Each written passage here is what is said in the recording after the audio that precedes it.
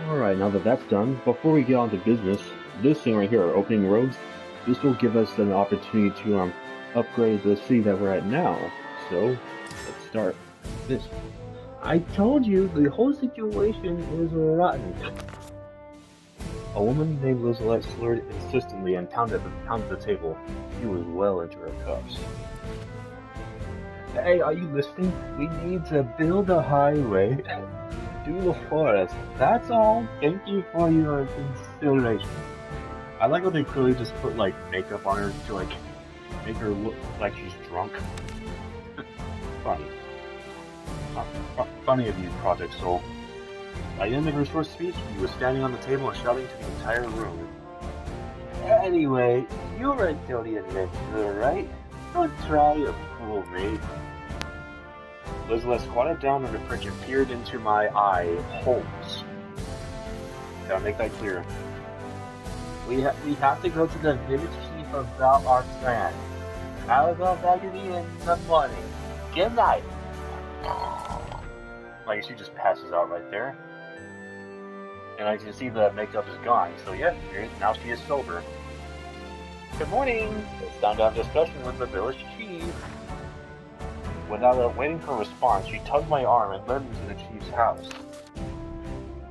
Lizette, no matter how many times you ask, the answer is still the same.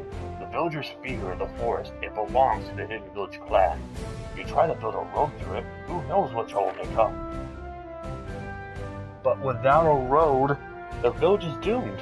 You know what that trade with the village is dry up because everyone has to take the long way around. Exactly, we gotta do things faster. The village clan still exists, and as a scholar of the Crone family, it is my responsibility to negotiate with them. Chief, please allow me to do my duty. Are you certain you're up to the task? Forgive me. Well, you are unable to ensure your own safety? Don't worry, I've made arrangements this time. This doughty adventurer will escort me. Elizabeth and the village chief both looked at me. I thought you would exaggerate me told you of this adventurer's skill, but he does look quite experienced. Very well, I give you permission to try, but do take care. You know I will. Escorting a woman to the heart of a primeval forest? I've gotten myself entangled in strange business.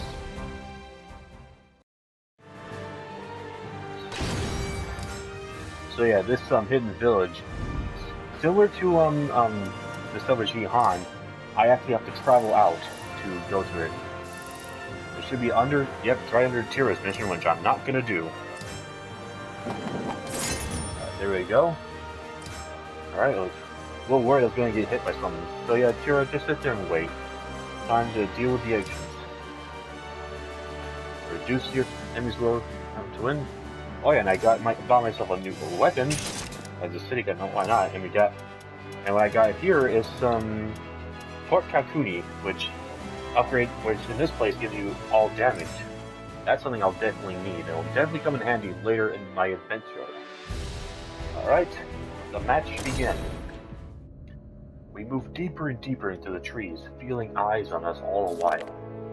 At last, the trees broke into a large clearing. At its symbol was a great stone carved with decorative symbols.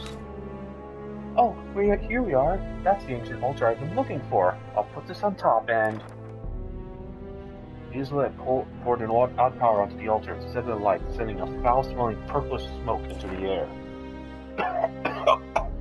According to the marvelous old text passed down to the Crone family, this beacon will summon the Hidden Village clan after 7 days have passed.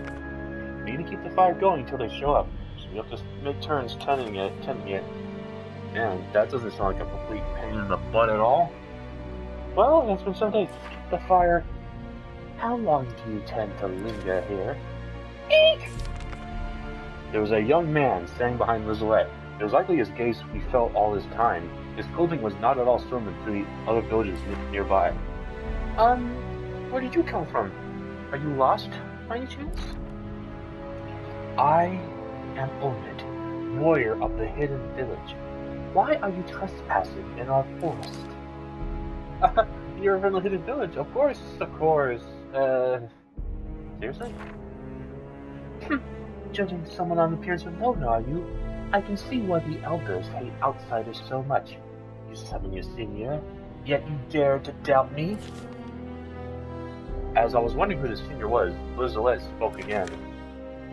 Now that I think of it, the text did mention that the people of the Hidden Village clan had extremely long lifespans. So, forgive me, Sir Omid. And my dog's barking, if you'll excuse me for a second. I do not deign to speak with pitiful fools. If you will not leave on your own, then I will drive you away by force. Bring it on. I got plenty of pork on me. Ooh, we're going in fancy this time, huh? Each time I do a vertical edge, I get stronger.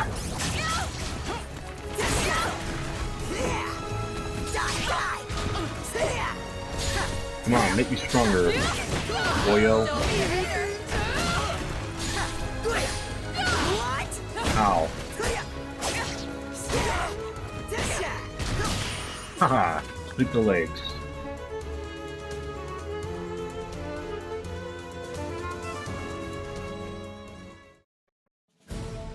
Oh no! You got me! You're so strong! As I looked on, perplexed by Omid's obviously feigned defeat, he whispered to us, "Play along. The elders are watching." We come to you in peace. We only wish permission to pass through this forest to maintain trade with the other villages. We promise not to disturb you, so please permit us this. After Elizabeth delivered her speech to the forest, Omid spoke again. Listen, everyone. They're strong, but they followed the laws for a full week. Don't they deserve at least this? Omid's voice was swallowed by the silence among the trees. Before too long, an arrow shot out from the shadows and landed at Elizabeth's feet. Eep! Oh, there's a note attached. Let's see. Provide 1 sack of sugar on each new moon as tribute, and those who have been granted permission may pass. Outsiders may not speak to the people of the village clan. Very well, it's a deal. The road was on its way to being built. Life in the village would soon improve.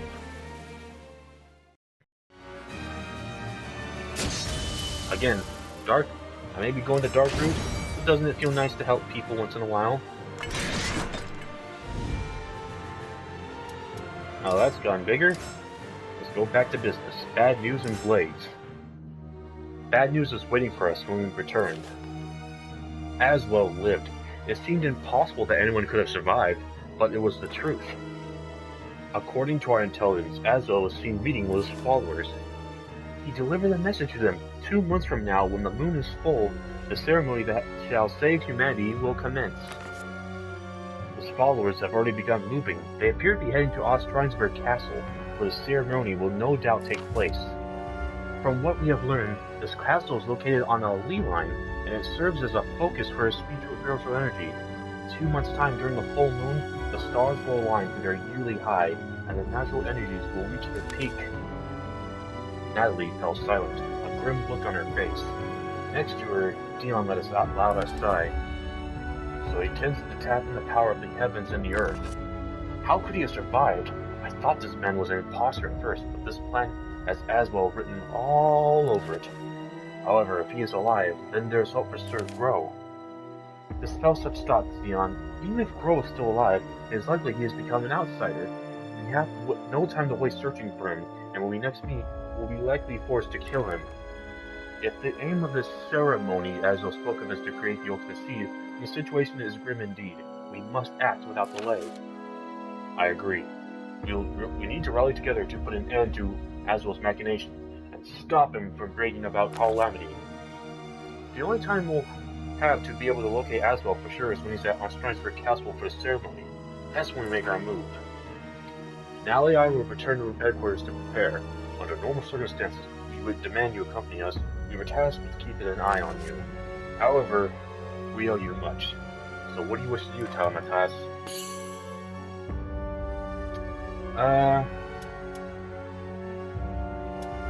Why not? I shall pursue him too.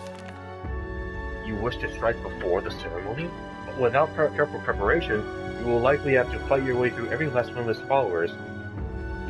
Dion will attest to you. I lived dangerously. If you didn't see the path we went. How about joining us? Our ultimate target is the same after all. Dion had a point. We shared a goal, and Azrael needed to be stopped before he created the ultimate scheme. Suddenly, I nodded in assent. Thank you, Telematas. When we are ready, we will send the messenger. Until then, prepare well. As Dion and Allie disappeared from view, a voice spoke from behind me. They have finally left, I see. Where a moment ago there was nothing, there stood Zosalamel. Do you believe you can defeat Azrael by cooperating with a Maul? I remembered Gro, driven mad by the immense power of this manifestation, and how even then he proved ineffective against Azrael. Zosalamel clenched his fists, shaking his head softly. I do not wish to say you cannot win. In fact, it is quite the opposite. There is indeed a way to defeat that lunatic.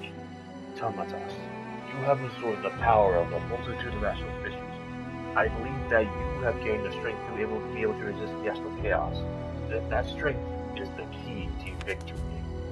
If being able to resist the astral chaos influence means I no longer need to rely on its power, I asked Zosalamel if he knew the answer. That is correct. You no longer have to fear for your life. It seems you still retain your ability to absorb astral fissures, though. I felt a weight lift from my shoulders. However, Azrael was still a problem. I asked Zosalamel how you defeat him. Listen very carefully. As you probably already heard, Azrael will be performing the ceremony soon. That means he has been able to create both the cursed and spirit swords. However, they are still mere imitations and can be destroyed by the true swords. Without them, Azrael's plan will end in ruin. Both the true spirit sword and cursed sword have disappeared from this world and are trapped in the astral chaos. It would be impossible to achieve both, but with just one would be enough. Someone of your strength could reach into the astral chaos and claim one of those two swords as your own, in theory at least. Zosalamel pointed to me. However, there is still something you still lack. Whichever sword you seek, you need to bind yourself to it and retreat from the astral chaos. Simply put, even though you possess the power to retrieve the swords, you still lack the ability to fight them. To strengthen your connection to the swords, you must do battle with those whose fates are already entangled with them. Fighting those with knowledge of the swords will strengthen your connection. Then, once you are bonded to the swords, you should be able to summon one from the depths of the astral chaos. Knowing then when you call for a sword, that one that resembles your soul will appear. Until it is in your hands, it is unclear which sword will choose you. This is the only way to be Azrael. Only if you do it, that does not mean your success is guaranteed. Even if you claim a sword, you may not have the power to wield it. And do not think for a second that Azrael will stand idly by while another plots his ruin. If Azrael proves stronger than you, you will die. It will be a great pity to see your life taken away from you, just as you have reclaimed it. I thought back to my conversation with Dion and Natalie. I was ready, and I now knew how to stop Azrael. I looked Zosalamel in the eye and nodded. Low odds or not, what other choice did I have? Go. By now you should be able to sense the true swords. 6 strong warriors wait for them.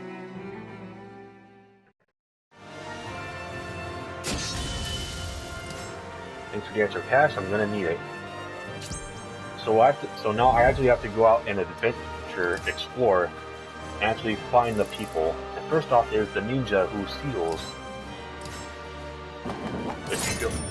Gee, I wonder who this is. Does she go or? Aha! We meet again, my lady. I shall put on the oil. Let's get this massage done. I closed my eyes and reached out with my mind, trying to sense the sword's power. I immediately felt something. I never thought it'd be you tracking me down. What do you want? I explained that I wished to fight her to attain the power I need to prevent a great disaster. You've grown in strength, and yet you still desire more. Fine. I want to see whether your soul has submitted to me now.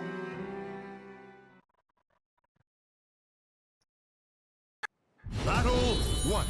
Fight. Ready for this, honey? Fight to kill. I will do the same. Very well, get ready for the killing. Damn it! You're a letdown. There's the kill, just knock you off. Fight! Why is this happening? You're a letdown. Why not? I'm just gonna go cheap on you. You leave me no choice. Fight!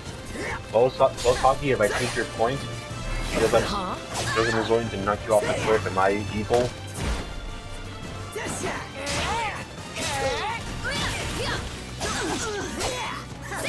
Get ready. Oh crap. Give me that.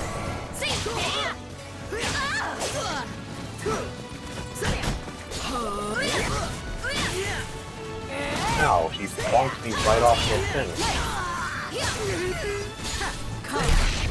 Alright, yeah, I think I might have pissed you off by repeating enough more. I appreciate no compliment.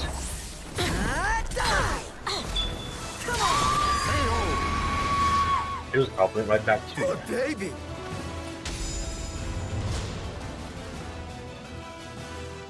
You ever had your soul just like destroyed so hard that split so hard that your clothes just ripped? The fight with the ninja awakened memories of a deadly battle for control of Soul Edge.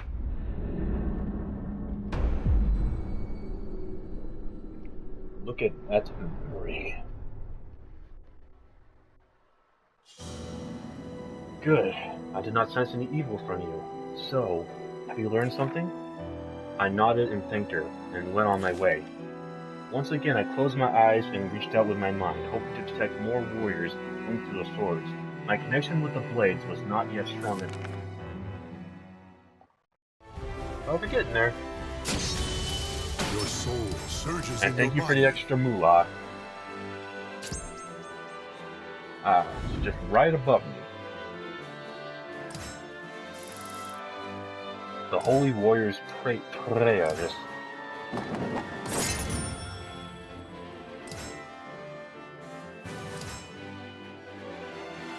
Holy Warrior with prayers, huh? Don't that sound familiar? Sensing someone linked to the swords, I made my way toward the distant mountains. There I found a blonde woman being attacked by a Malfested. I rushed to save her, but she didn't need my help. She struck the Malfested with a lightning-fast blow from the flat of her sword, leaving it unconscious but uninjured.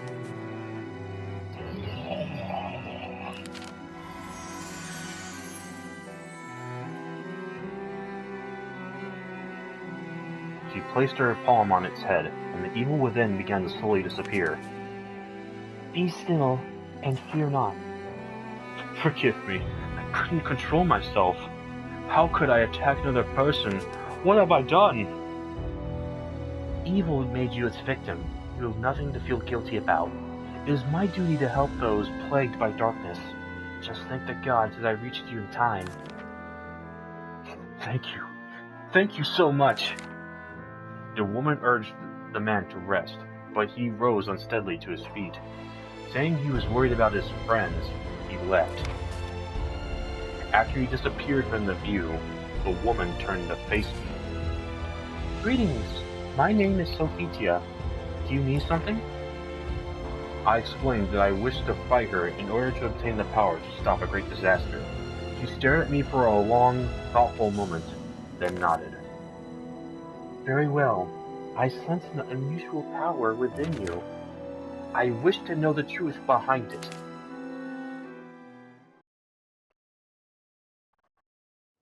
Battle 1. Alright, Blondie, bring it on. This fight is also fate. Ow.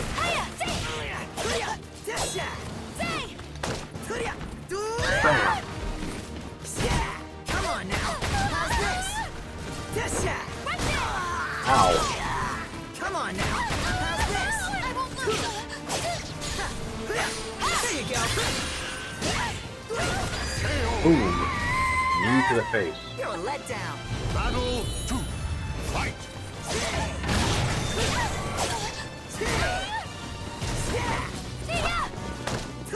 And bam. Aren't I a gentleman? Well, that backfired. Battle 3. Oh, see, I'm gonna try it again. Nope, she outfoxed me. Right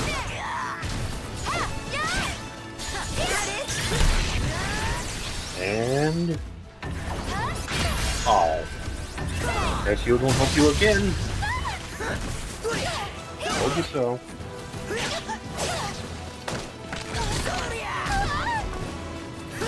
And 6 to the cat. You're a letdown, man. Battle 4. Fight! You sure about that? That was if you can outsmart me and knock a cliff again. But no, I'm not gonna let you. Ooh. Clever girl.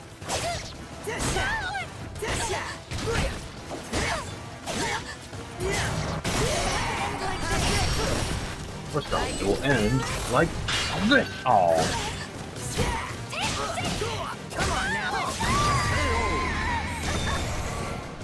Here we go. Just suck a little soul out of you and we're good.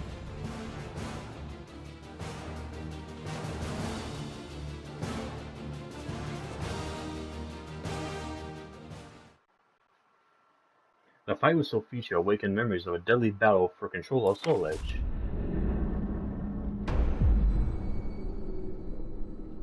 Memories.